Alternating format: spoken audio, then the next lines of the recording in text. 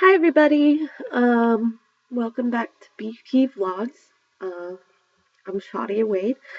If you're new to the channel, welcome. And I hope that all of you had a pleasant New Year's. Um, I just want to say that I'm starting this year um, kind of letting go of a lot of my past. And it's hard because, there are things that happen to us in life that we feel are important, but do we need to dwell on them and hold on to those memories? And, there's good and bad stuff that, um, each person goes through. And I'm trying really hard to let go of the negative memories that have taken place. Like,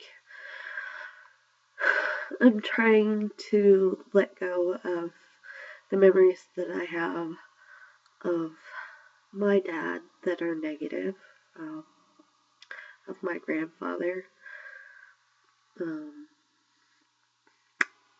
of my mom and my brother, and other people who are involved in my life that I have negative memories of.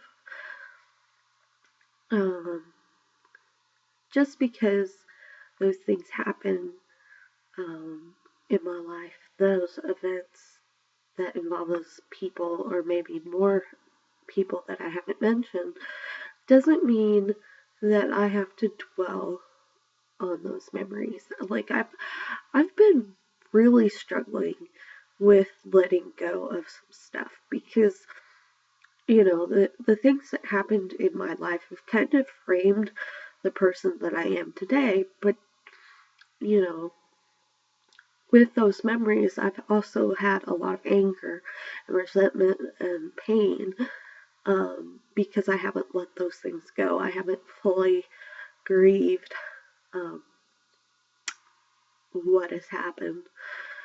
Um, like, for instance, my grandfather was very sexually and physically abusive. And, if it wasn't for the way he was, I wouldn't know that I should protect my son. Like, I would probably think that members of my family would be okay and be too trusting and would be caught off guard if my son ever came to me with an issue like that. I don't ever want to have something happen to him because I promised him that I would protect him as much as I possibly could. And so far, I've protected him a lot from people that I felt were not savory characters. I've even protected him from myself because I fear that if he sees me in a negative way, um, like when I'm having one of my freakouts, where I just am really angry and really frustrated, and I'm just completely at a loss, and fall into depression and stuff like that. I don't want him to see that side of me.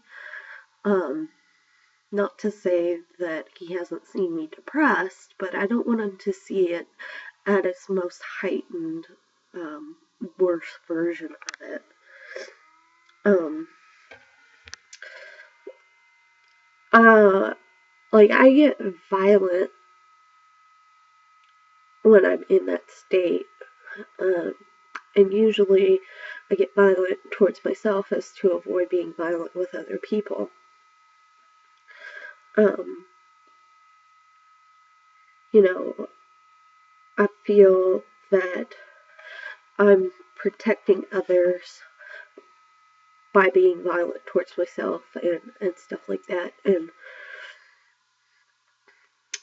I start contemplating suicide as a means of escaping that feeling of just being so uncomfortable in my own skin, because that's not who I am. I'm really a go with the flow kind of person most of the time. And so when I'm like that, I really isolate myself and hide away and keep those thoughts and feelings to myself. And that's not healthy either. But I feel like I need to do that in order to protect my child. Like, I've started an open dialogue with my husband about what I feel and think when I'm in those states, so that he can better understand when I've hit that point. Because I think that it's really important that he knows what's going on with me and stuff like that, so that he can be a better judge of what to do when I am in crisis. And, I've been really fortunate this past week. I've been really happy. And, I'm just kind of waiting for the other shoe to drop. Because when I get to this happy-go-lucky, just outrageously kind of happy feeling, this euphoric happiness, I know it's not going to last. And, I try to savor every moment of it and do things that continue to keep me that way. But I know this feeling, this euphoria is going to end. And that kind of disturbs me and makes me feel bad, because it's like, oh crap, there's going to be a crash. And just kind of like reflecting on that and and being aware of that, I try and keep my husband involved and aware, because there is going to be a crash. Like, this high isn't going to last forever, and I just want him to help me stay balanced. And, like, the only way I can foresee him being able to help me do that is to continue to show his love and his support for me. And sometimes that is lacking, because, life just happens, and I have to learn ways to make myself happy. And, there's a lot of things I like to do, and I make excuses for why I can't do them. And I need to learn to stop that. I need to learn to accept the fact that, yeah, I have a kid, but that doesn't mean I can't have fun. I can't do the things I love. Like, I love reading, I love writing, I love music, I love movies, I love so many things, like painting and drawing. Like, any form of art I love. And, I need to stop making excuses for myself and actually just do what makes me happy, regardless of the fact that I have a child. Because, I can have my son do the same activity I'm doing, or I can have him do whatever activity makes him happy, and, go do my own thing. Like, I forget that I can do that. Granted, my son vies for a lot of my attention, but he doesn't need it 24/7. And I make excuses for that, and I need to stop and do the things that make me happy, or that help keep me happy, or bring joy to my life. So there's that. So we have letting go of the past and continuing to maintain happiness. And, when the other shoe does fall, what am I going to do? I think that I'm going to seriously put some time into writing about how I'm feeling at that moment, what I can do to combat it, and pull myself out and uplift myself. Like in group therapy that I go to at the hospital I stayed at for a while, they talk about affirmations like, I am a blessed child of God. I am a worthwhile human being. But they're all I statements. And those affirmations, you don't have to believe them at first, but it helps to change the way you think. Like if you just say an affirmation to yourself for a little while, like forming a new habit. If you do it for 30 days, it'll make a huge impact as to what you think of yourself. Like, I find solace in prayer and the worship of God. Like, I've told you before, I find peace when I am prostrated.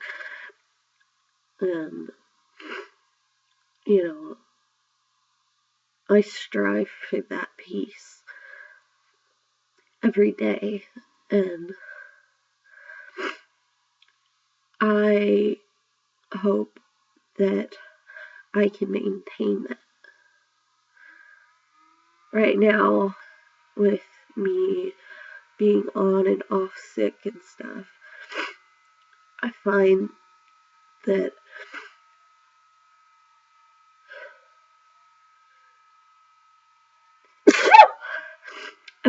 I struggle with that.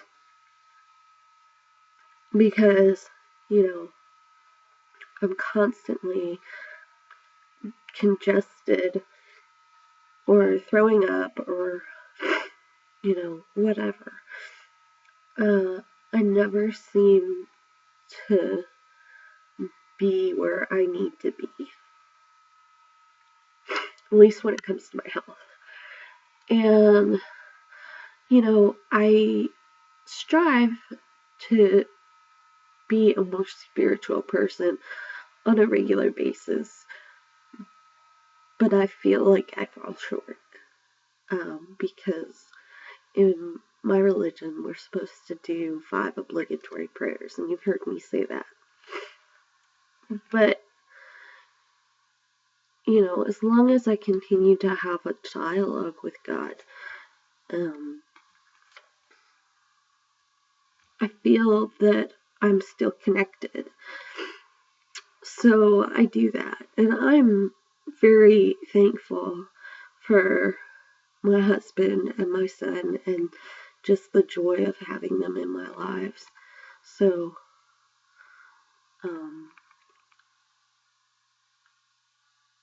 I can't imagine my life without them. I would be an entirely different person and it'd be in an entirely different place in my life. So I'm very thankful to have them both. I don't know what everyone's circumstances are, but there are so many things to be grateful for, like having a roof over your head, or heat or running water or being able to have clothes on your back. There's so many things to be grateful for. And I find that I am very lucky and very fortunate because I have access to those things. I have access to funds to pay my bills, and I don't have to work to have that money, that income, and it pays for the mortgage on my house and the electricity and for every single cost of living that I have right now, and I'm very fortunate.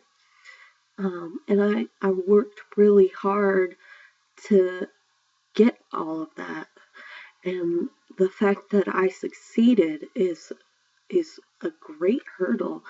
And like I'm so lucky. I have health insurance and I don't have to pay for it. And my family, my husband and my son are on my health insurance, so they're covered. And I don't have to worry about paying bills for hospitals that much. I'm just very fortunate and very lucky, and I'm so thankful for all of that. I think that a lot of people in this world today still don't have the luxuries I have, but they all have something to be thankful for, and you all have something things to be thankful for. And so if we all just sit back and reflect on all the things that we have instead of all the things we don't have, we will slowly but surely find that we are very fortunate and we are very lucky, and that we are, in some semblance happy. We talk about happiness is the gift you give yourself. And, when you examine your life as a whole and all the things that you've got going for you, you will find that you are very lucky and have so much to be thankful for. Like, I never thought that I was lucky or fortunate in any way until I really sat back and looked at my life. And, my best friend tells me all the time that I am really lucky and fortunate to have the life that I have. And that, I shouldn't think all these negative things. And she's right, but when she tells me this and I'm in a feeling of despair and just distraught and angry at life, it's not very helpful. It's not beneficial to say, oh, well, you don't have it that bad. That's probably the most detrimental thing you can say to a person when they're in a state of crisis.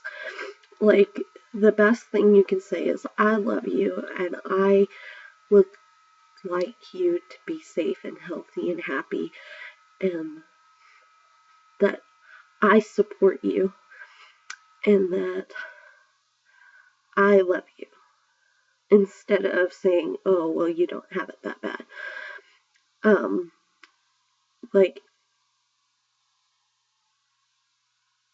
if people spoke more in I statements instead of you statements, it would show light as to what that person is thinking or feeling, rather than placing a sort of blame on the person for feeling the way they feel and making them feel ashamed for the feelings and thoughts that they have. Because when you point the finger at someone's life and say, oh, you don't have it as bad, you are saying that the way that they feel is wrong and that they shouldn't think that or feel that way. And, you know,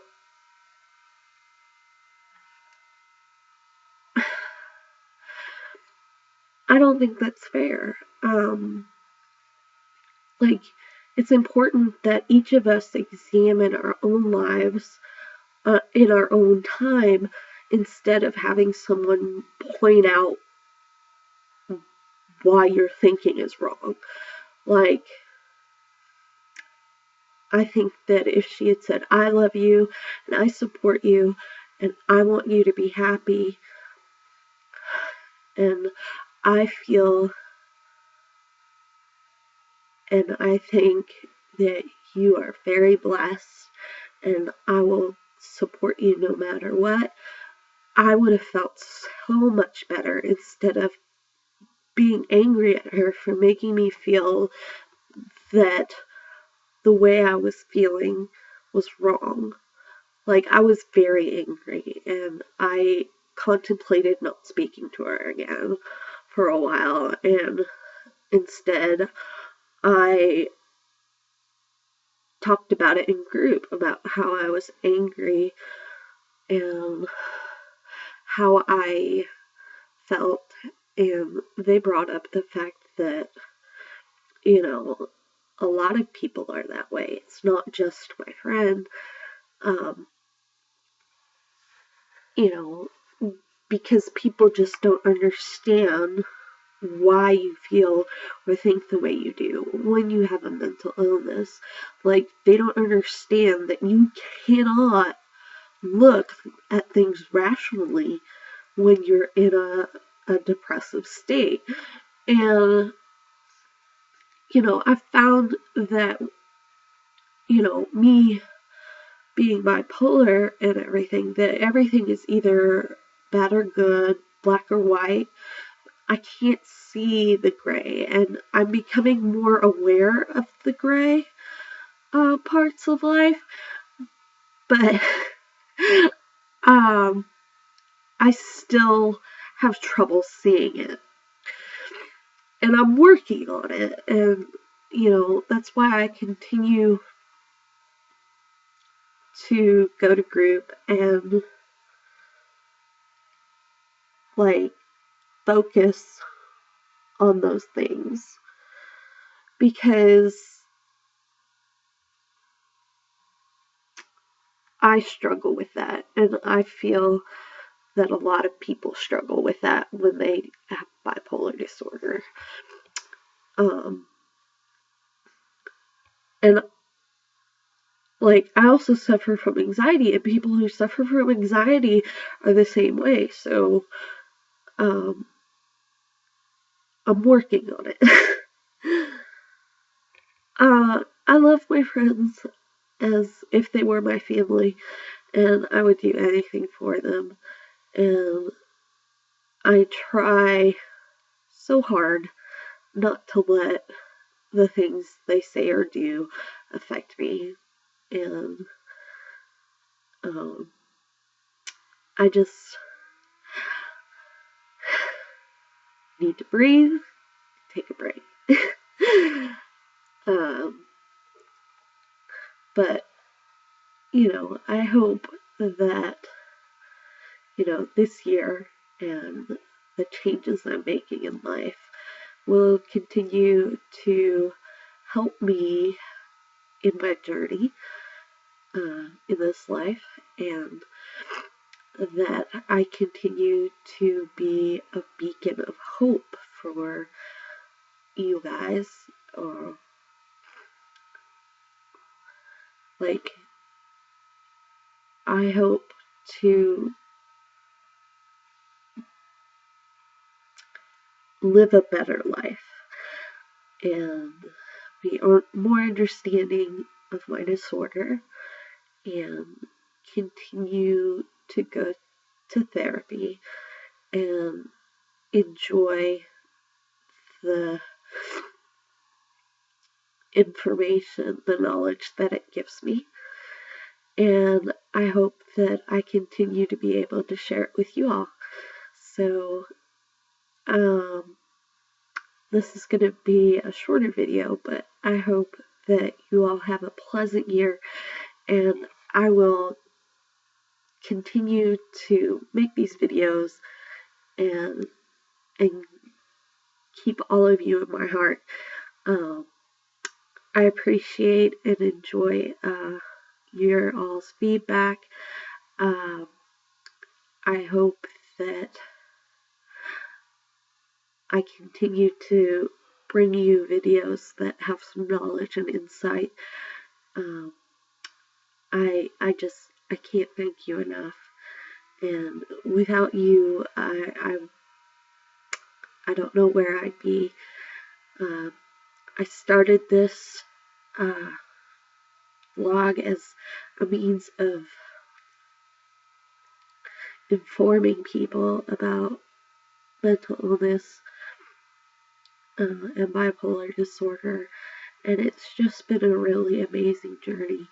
And I know that you all have seen me at my worst and have seen me at my best, and I hope that you continue to stay tuned and stay watching. And please like, share, comment, and subscribe.